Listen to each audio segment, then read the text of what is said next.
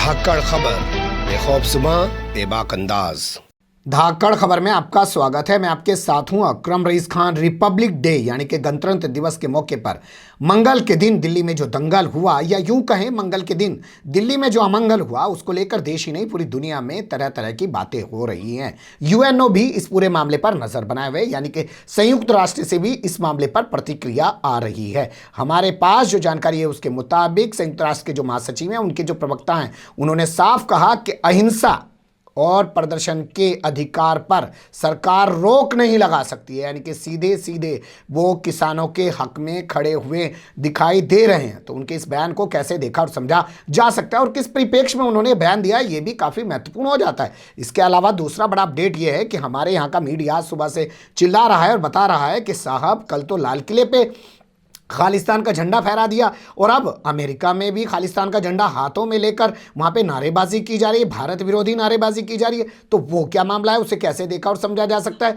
और क्या वाकई में वहां पे खालिस्तान के झंडे फहराए गए हैं। और इसके अलावा तीसरा मुद्दा ये रहेगा कि जो कनाडा के प्रधानमंत्री हैं, उन्होंने एक सिख सांसद को बाहर का रास्ता दिखा दिया है। तो उन्होंने क्यों वो बाहर का रास्ता दिखाया है? क्या वो अपने देश से बाहर का रास्ता दिखाया है या अपनी पार्टी से बाहर का रास्ता दिखाया है? इन्हीं तीनों पहलुओं के आसपास अपनी बातचीत को रखने की कोशिश करेंगे। हमारे साथ स्काइप के जरिए लंदन से जुड़ रही हैं सुधा शर्मा जी, बीबीसी की वरिष्ठ संपादक रह चुकी हैं और इन दिनों मजाज अकेडमी की वो प्रेसिडेंट हैं। बहुत शुक्रिया मैम, फिर से एक बार वक्त देने के लिए। बहुत बहुत शुक्रिया आपका भी अकरम साहब। दिल्ली के हालात तो आप देख ही रही होंगी, वहां पे आपके यहाँ का मीडिया कैसे दिखा रहा है उसको, जो ब्रिटेन का मीडिया है? ब्रिटेन में टीवी वगैरह में कल से देख रही हूँ, तो यही दिखा रहे हैं कि वहां पे जो है किसान जो है किस तरह से ट्रकें जो अपने जो उनमें जा रहे थे, कैसे उन्होंने बैरिकेड तोड़े और किस तरह जो है लाल किले में वो अंदर उन्होंने प्रवेश किया। और काफी बैलेंस्ड व्यू है, मतलब ऐसा नहीं है कि वो सिर्फ उन्हीं की बात कर रहे हैं। उन्होंने बड़ा बैलेंस्ड व्यू दिया है कि दोनों तरफ से जो कोताही हुई है थोड़ी बहुत, उस तरह की भी चर्चा है पेपर्स में भी। चलिए हम अपने मुद्दे पे आते हैं और बात शुरू करते हैं। तो यूएनओ के जो जनरल सेक्रेटरी यानी कि संयुक्त राष्ट्र के जो महासचिव हैं, उनके प्रवक्ता जो हैं वो बोल रहे हैं कि अहिंसा और प्रदर्शन के अधिकार का हनन नहीं कर सकते हैं कोई भी भारत सरकार। जी, आपने बिल्कुल सही कहा। संयुक्त राष्ट्र संघ के जो महासचिव हैं, उनके प्रवक्ता जिनका नाम है स्टीवन दुजारिक, उन्होंने ये कहा कि भारत को चाहिए कि वो अहिंसा का सम्मान करे और प्रदर्शन का भी सम्मान करे। जी। और उसके जवाब में भारत के विदेश मंत्रालय के जो प्रवक्ता हैं, जिनका नाम है अनुराग श्रीवास्तव, उन्होंने ये कहा कि राष्ट्रसंघ के प्रवक्ता ने जो बात की है वो भ्रामक सूचनाओं पे आधारित है। ठीक है, दोनों चीज़ों का आपने जिक्र किया, यहीं से कुछ सवाल और ले लेते हैं। जो स्टीवन दुजारिक है, उन्हें ये बयान देने की क्या ज़रूरत पड़ी? उन्होंने खुद बयान दिया या पत्रकारों ने कोई उनसे सवाल किया है? और बताया जा रहा है कि वो पहले भी इसी तरीके का बयान दे चुके हैं किसान आंदोलन को लेकर। जी, बिल्कुल सही कह रहे हैं आप। उन्होंने पहले भी इसी तरह के बयान दिए हैं कि उन्हें शांतिपूर्ण प्रदर्शन का अधिकार है, और मुझे ऐसा लगता है कि उसी बात को बैकग्राउंड में रखते हुए उन्होंने इस बार भी ऐसी बात कही है। क्योंकि देखिए, ये जो प्रदर्शन है बहुत लंबे समय से चला आ रहा है और कितने लोग उसमें मरे हैं और कितनी औरतें भी वहां आई हैं और सारी दुनिया की उन पे नजर है। तो ये तो दिखाई दिया है दुनिया को कि किस तरह से वो प्रदर्शन कर रहे थे शांतिपूर्ण ढंग से, और किस तरह से सरकार उसे अवॉइड करती रही है।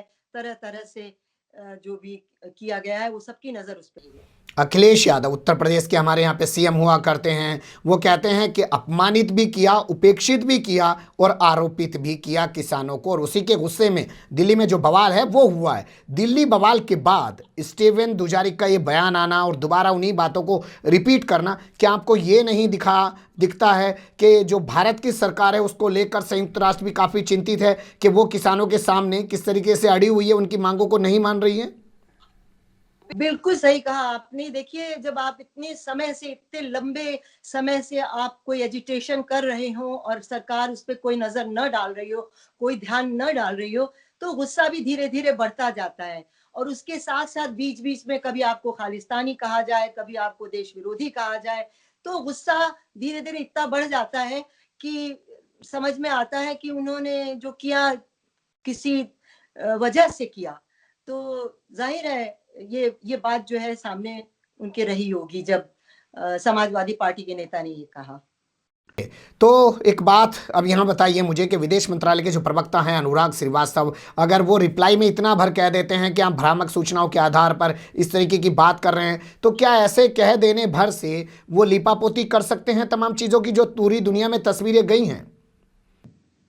नहीं, मुझे नहीं लगता कि ऐसे लिपापोती की जा सकती है, क्योंकि देखिए पिछला रिकॉर्ड भी देखे जाए, जब भी कोई प्रदर्शन होता है, शाहीन बाग ले लें, कुछ भी ले लें, तो इस तरह की बातें आती रहती हैं कि नहीं नहीं, बात तो कुछ भी नहीं ऐसी हुई है, everything is fine, everything is चंगा।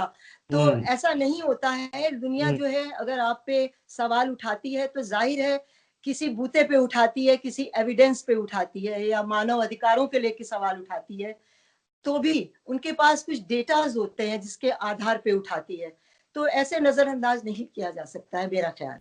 डोनाल्ड ट्रंप जा चुके हैं जो नरेंद्र मोदी के दोस्त हुआ करते थे, और इस वक्त अमेरिका में बाइडन की एंट्री हो चुकी है। बाइडन की एंट्री के बाद संयुक्त राष्ट्र के महासचिव के प्रवक्ता ने इस तरीके से जो सवाल उठाया कि आप जो है प्रदर्शन का सम्मान कीजिए, आप अहिंसा का सम्मान कीजिए, उनको सम्मान दीजिए, तो क्या ये बहुत सारे सवाल उस परिप्रेक्ष्य में नहीं खड़े हो जाते हैं कि बाइडन के आने के बाद शायद अब भारत सरकार पर इन चीज़ों को लेकर और ज़्यादा दबाव बनाया जाएगा?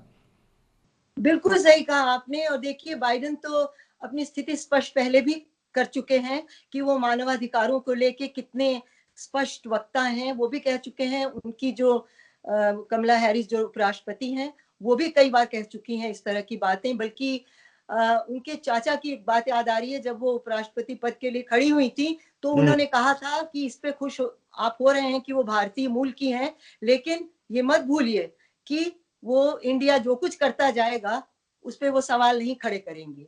तो जाहिर है कि ये भी एक पहलू है, और वो जो चाहते हैं कि दुनिया में भी हालात सही हों और भारत में भी जो है इस तरह की बातें हैं जो कुछ बदलें, तो जाहिर है उसी परिप्रेक्ष्य में ऐसा कहा जाएगा।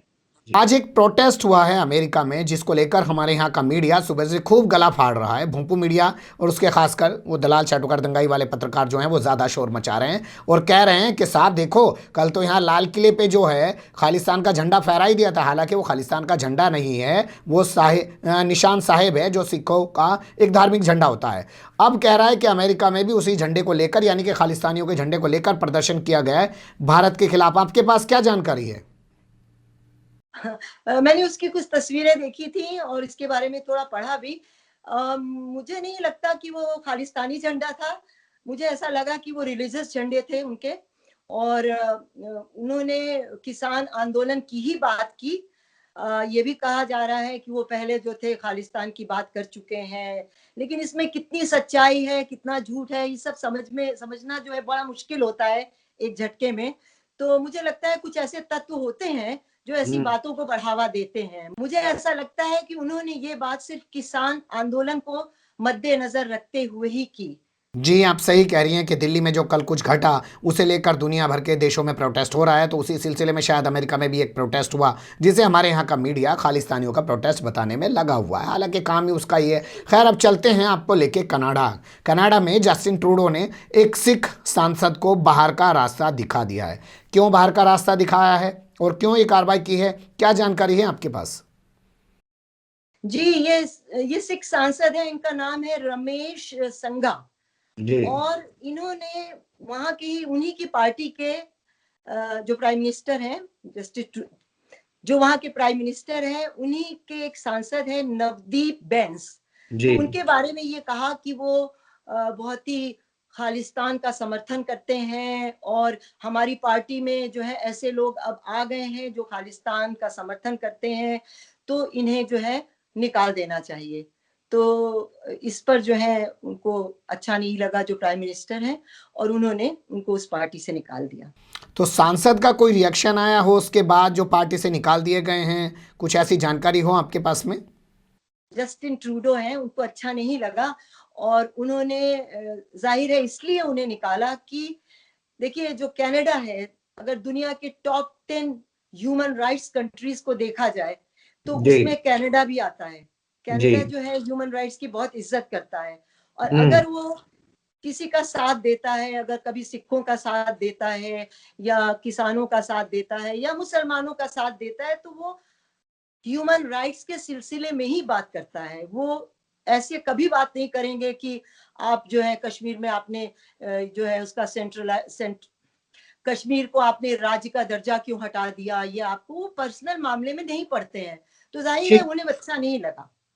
जस्टिन ट्रूडो जब से हमारे यहाँ पे किसान आंदोलन शुरू हुआ है, हमारे यहाँ सरकार के निशाने पर हैं, क्योंकि वो बहुत बार बोल चुके हैं कि सरकार को इनसे बात करनी चाहिए। सरकार साफ कर चुकी है कि कनाडा हमारे भीतरी मामलों में हस्तक्षेप ना करे। अब ऐसे में खालिस्तानी होने का मामला उठाने पर उन्होंने अपनी पार्टी के एक सांसद को बाहर का रास्ता दिखा दिया। हमारे यहाँ ये खबर मुद्दा बनेगी, तो क्या जस्टिन ट्रूडो जो है फिर से एक बार भारत में बड़ा मुद्दा बन जाएंगे? क्या लगता है आपको? कुछ लोगों में बन जाएंगे कि उन्होंने खालिस्तानियों का साथ नहीं दिया है, या कुछ लोग नाराज हो सकते हैं, लेकिन देखा जाए तो उन्होंने जो किया है बिल्कुल सही किया है। क्यों? क्योंकि उन्हें सिर्फ मानव अधिकारों से मतलब है। और सबसे बड़ी बात है कि जो वेस्टर्न कंट्रीज होते हैं, वो जब बात बिगड़ने लगती है शुरू में ही दबा देते हैं।